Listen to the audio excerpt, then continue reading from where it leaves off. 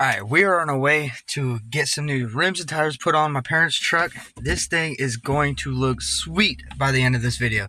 So stay tuned to check this truck out. The rims that are on it aren't the best. They got some chrome on them. These are the ones that we're putting on are deep dish black wheels. So let's go put them on.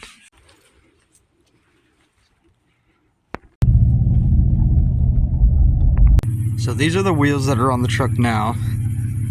We'll get a little before and after.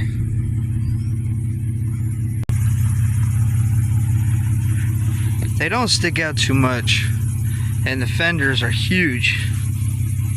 So let's go change that. I don't know, you guys have it.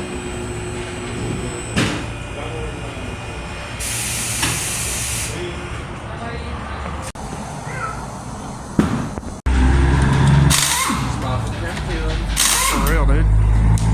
You come with this, right?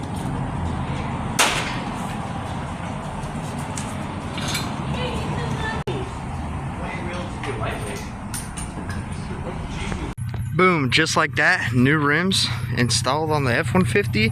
This thing looks absolutely mean. Look at that. Just absolutely gorgeous rims, black on black, deep dish.